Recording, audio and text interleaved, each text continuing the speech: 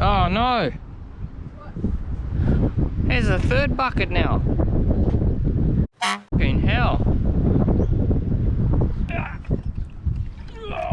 That's full of water.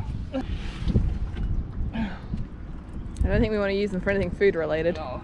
I'm not sure that we want to keep them actually.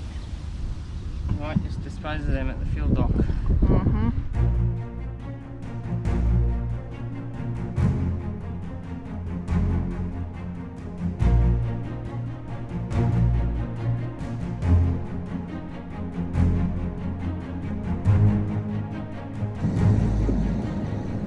Convoy is leaving.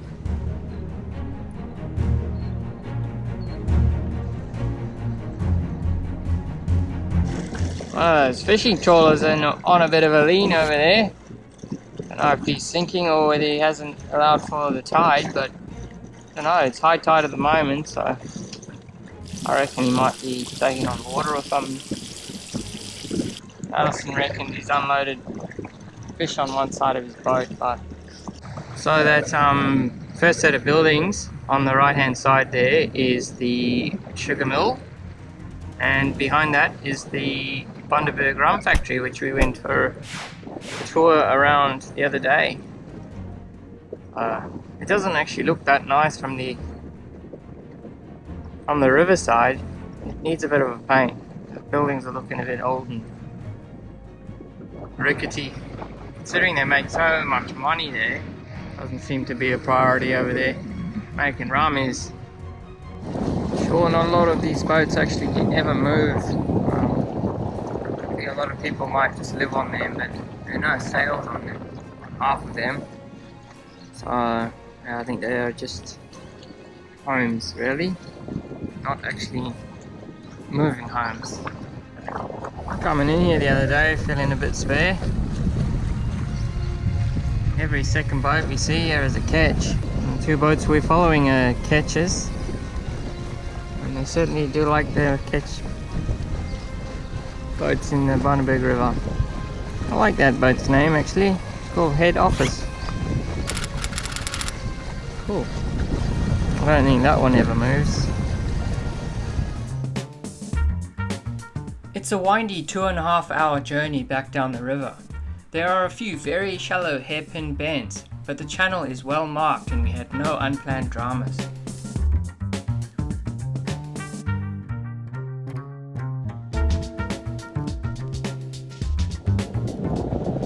Stop showing off and concentrate on sailing. Not sailing. Concentrate on motoring. Very nerve-wracking. Yeah.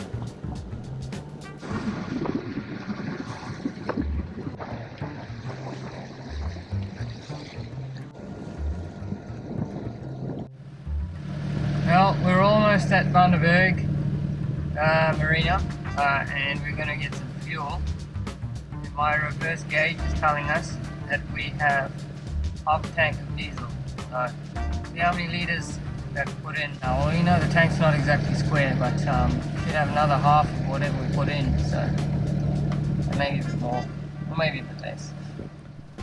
When we bought Velindre, the fuel gauge was not working. I'd done some testing with the multimeter and found the sensor in the tank was still working. So I bought a new fuel gauge thinking they were standard items. They are not, apparently. The gauge I bought is back to front, so when the tank is full, the gauge displays empty, and as the level in the tank drops, the gauge moves towards full. With this in mind, it works quite fine. This is the abandoned marina at Bundaberg. A few boats still getting in here, but it's not a marina anymore. It's not really a very good advertisement for a painter. Or maybe it's somebody looking for a painter.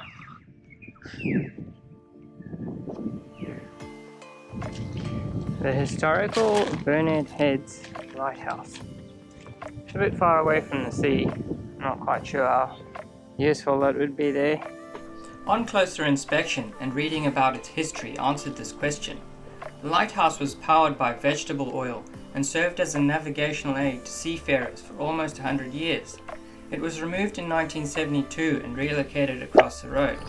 It was replaced with a taller structure and, like all lighthouses these days, runs off electricity and it's unmanned. Town is very dry, but a lot of the trees are looking like they are very well watered. They must have roots long enough to get to the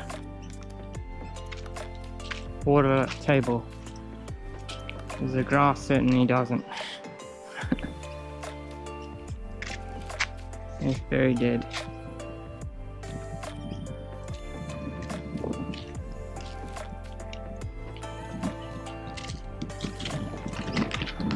Bundaberg's moving towards the future. There's a charge up station for electric cars. I've seen many of these around.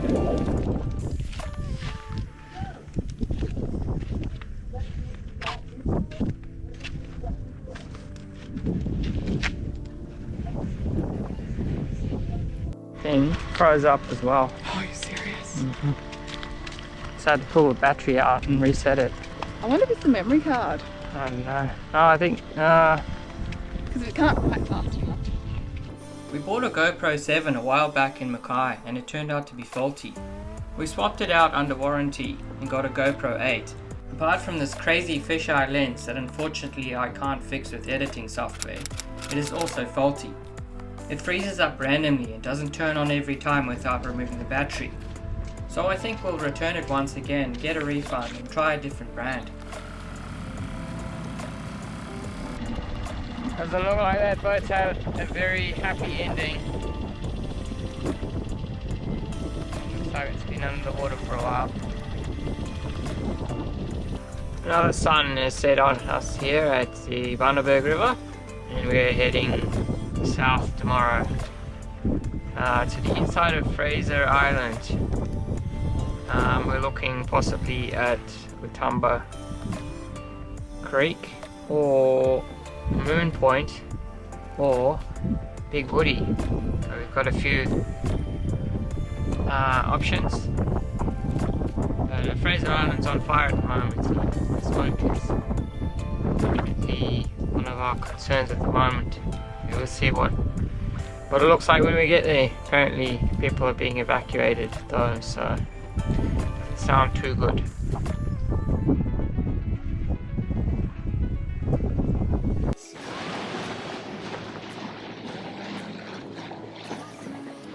Good afternoon.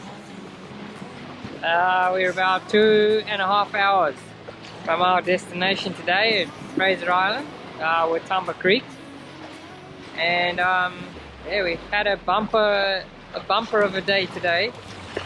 A bit of a production line, you might call it. It's literally been fish after fish to the point where we had to say to each other, righto, hooks in, not enough space in the fridge. Yeah, we'll have fish for a little while now.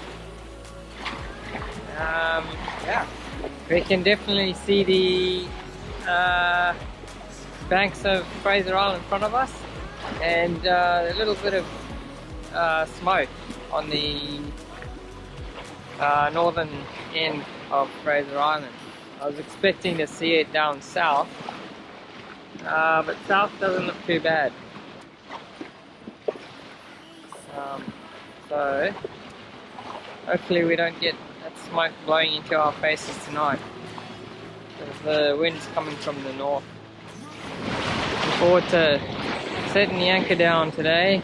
It's been a long sail. We got a good sail in this morning, and then the wind's just swung around a bit and a bit too fickle to keep us going. We want to arrive in daylight, so we got the iron sail and towing us along. It's giving us a bit of extra speed.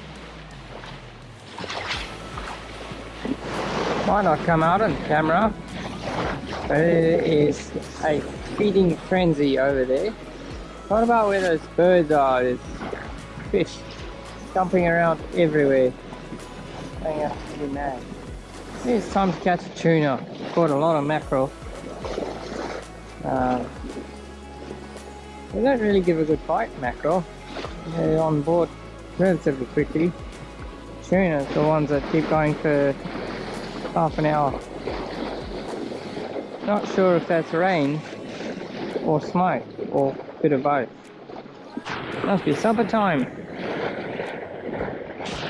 Everyone's having a feed now. Got birds everywhere.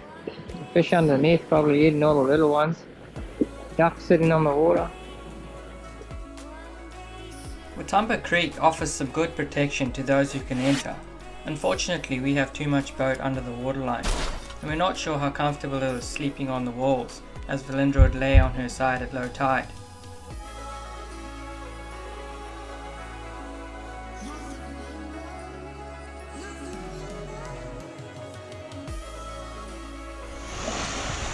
There's a stingray right on the beach. Not sure if it'll come out though. As soon as it sees us, he'll be gone.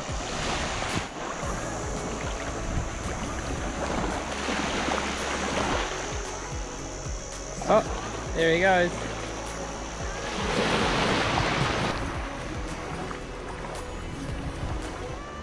We're spending the last few hours at Watumba Creek, just outside Fraser Island. It's been absolutely fantastic here. I'd love to stay for another few days, but the weather's coming in and we need to move further south so that we can be in a better protected anchorage, and we're with really good friends, which makes all the difference. I mean, sharing food and stories and just having a really good time.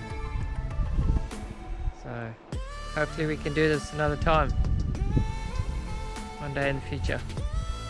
Just watching the sun go down now, it's just absolutely glorious.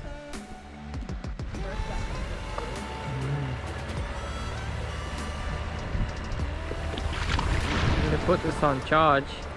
I'm like 40%. What are you doing?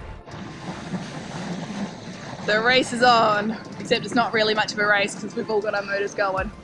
But Whoosh is beating us by a mile. They put their sails up first. We put our sails up next and we did okay. But Dreamtown's now got their sails up, so I think our slight catch up is going to disappear very quickly. It probably can't be seen very well, but all that coast is quite toasty. Fires have been going through here since mid-October. Yeah, not looking very pretty at all, unfortunately. So hopefully it gets a good wet season. I think it's La Nina forecast, so that might be just what it needs to recover. Fingers crossed. With little protection outside the creek from the strong breeze predicted in the next few days, we continued south for approximately 20 miles to a place called Moon Point. A little bit of local knowledge from SV Whoosh, and we managed to find a good gap in the sandbank, something we might not have done otherwise. It was only an overnight anchorage for us, so we didn't put the porter boat together and go ashore this time.